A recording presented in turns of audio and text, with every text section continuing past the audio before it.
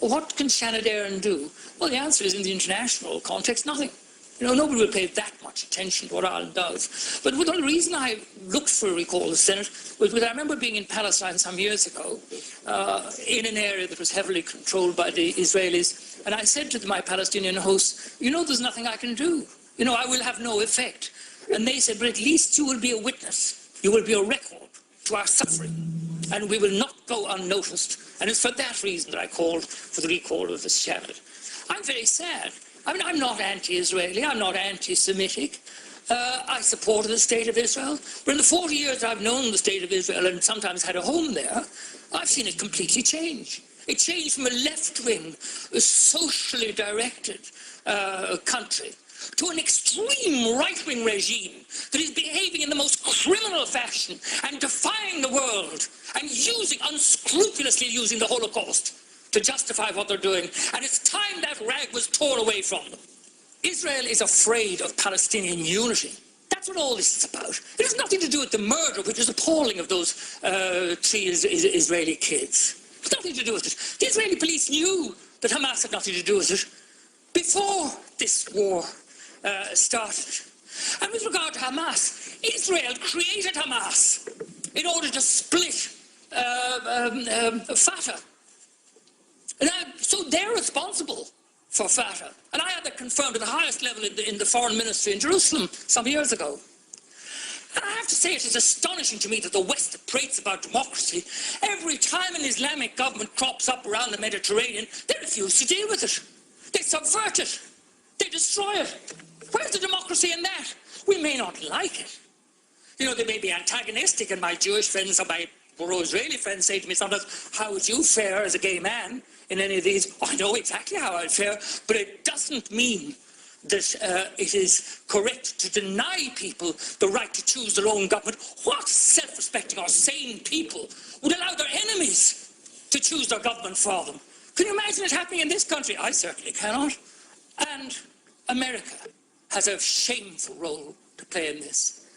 Israel could not get away with these disgraceful acts of international piracy and brigandage if it wasn't for the protecting shadow of the United States of America. And I condemn President Obama for his utter inaction.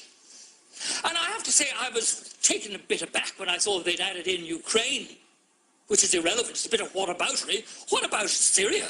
What about the Congo? What about Iraq? What about everything?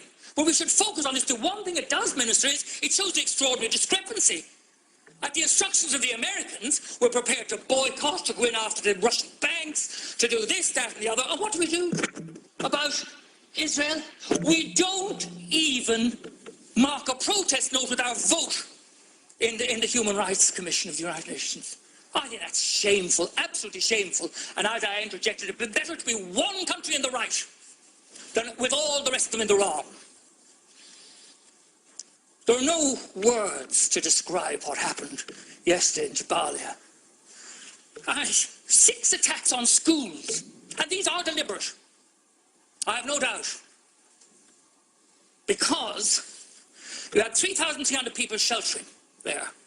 They'd been directed there by Israel. The coordinates were given 17 times. How could anybody claim that they didn't know what they were doing? Israel's policy is shoot first and weep afterwards. Oh, did we hit children? What a terrible tragedy. Nobody believes you anymore. You're doing this to exert pressure on Hamas. But I tell you this, you will not resolve this problem until, as we did in this country, you involve both of the participants.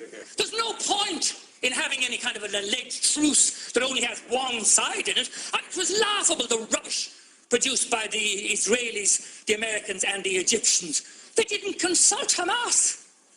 I mean, that is just utter, absolute madness. And Tony Blair was involved in it. My God, that man is shameless, utterly shameless.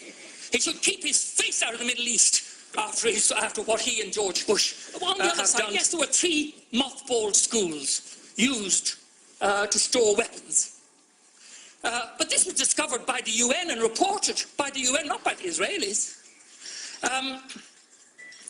Then there's a situation where entire families are obliterated. In one case, 20 members of one family slaughtered. And the children, the disproportionate amount of women and children killed in this situation is a violation of all the spiritual beauty that Judaism stands for. The respect for life, the fact that if you save one life, you save the universe. All this blown out of the window. And blown out of the window, as I saw, by the arrival of 1,200,000 extremely right-wing former citizens of the Soviet Union.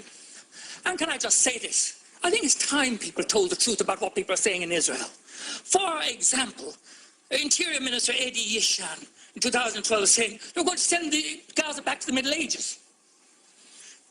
Defense Minister Matan Vilnai said they were going to visit the Holocaust on the Palestinians. That's Nazi talk. I'm not saying that that man's a Nazi. He's describing himself as a Nazi. What to do? First of all, remove the embargo. That has to be done. Then, the Euromed agreement. I mean, there are human rights protocols attached to this. Time after time in the Foreign Affairs Committee, I've asked for this to be monitored. They won't even monitor the human rights agreements. What human rights are there when there are thousands of women and children being killed and injured? Israeli goods, particularly in the settlements, should be boycotted. And I believe there should be an expulsion of the Israeli ambassador. I delayed in saying this, but he has his fingers in his ears all the time. And he just repeats slogans from Jerusalem. 1 minute, thank you very much. I've had a very considerable volume of correspondence, 90% of it supporting the Israeli side. And I respect all my correspondence. But it's obviously an organized campaign, and they all say, thank Ireland for voting the way they did at the UN. That tells you. And the Israeli spokesman all mark you with South African, English, or American accents, talking about the land of Palestine. They all congratulate us as well. I believe that the United Nations should accept full and permanent responsibility for the welfare of the people of Gaza. And if that means an international force going in, that's fine. This country should explore the possibility of using our civilian services like the ESB to rebuild the only power station in Gaza. And if I can end on this, I mean, cutting off the electricity to people who are squeezed into this appalling punishment camp, and then cutting back on the food imports and saying, and this is where I say it's Nazi, saying they're placing the people of Palestine on a diet.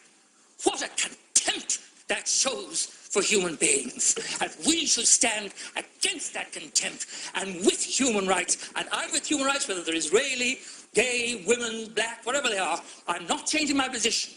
I'm not anti-Israel, I'm not anti-Semitic, but I am pro-human rights for every human.